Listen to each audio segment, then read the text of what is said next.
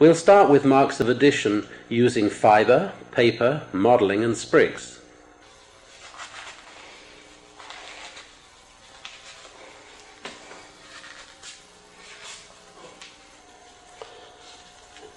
The first one we'll look at is the use of fibre.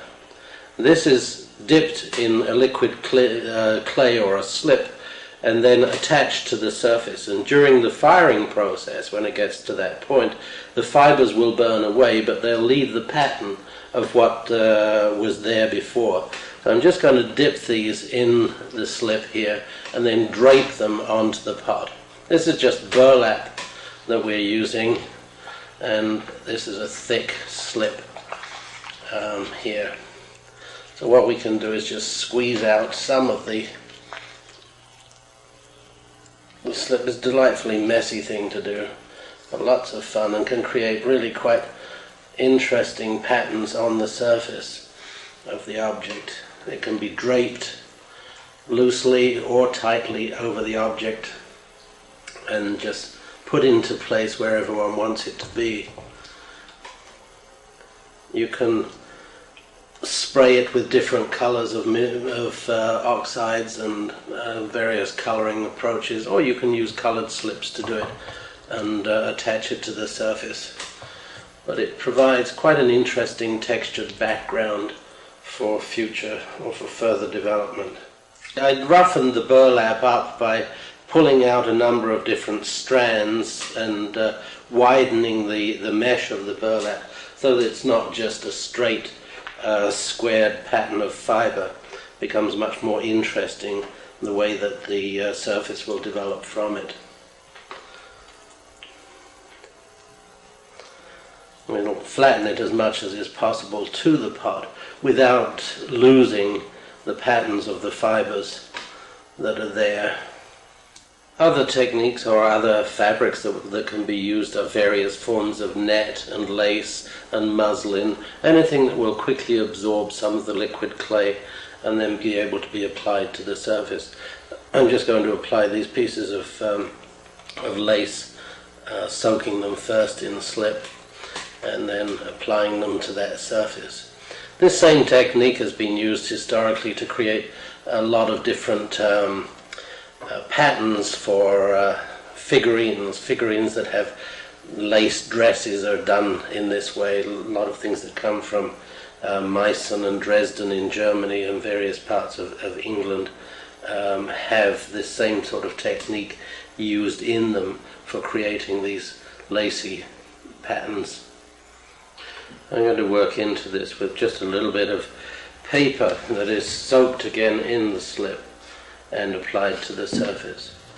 There are quite a number of different ways that paper can be used. Very often these days a lot of artists are using paper which is made into a pulp with the clay and added to it, and then it can be used for creating quite a lot of different sculptural sort of things.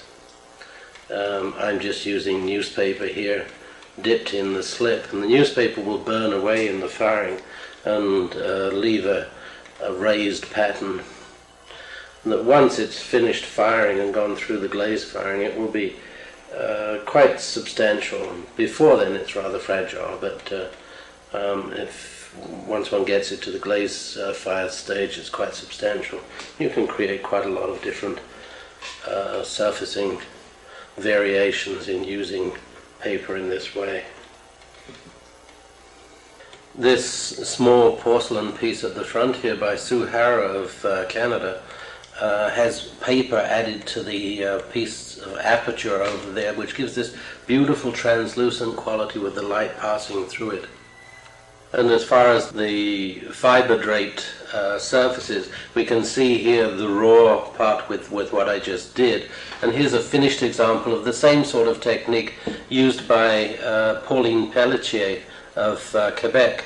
And possibly she has integrated copper in with the slip that creates these soft blue, turquoise and greys and pink colors when the pot has been fired in reduction.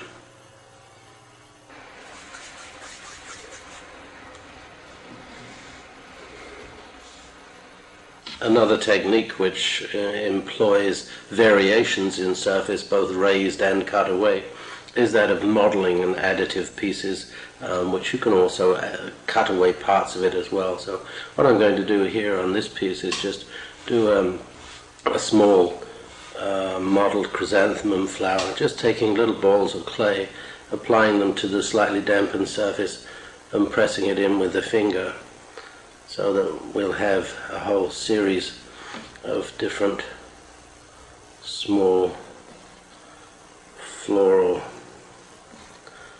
patterns occurring.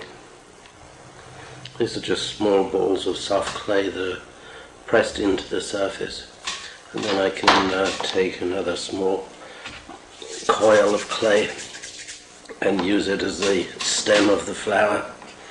Just press it down onto the surface a little bit.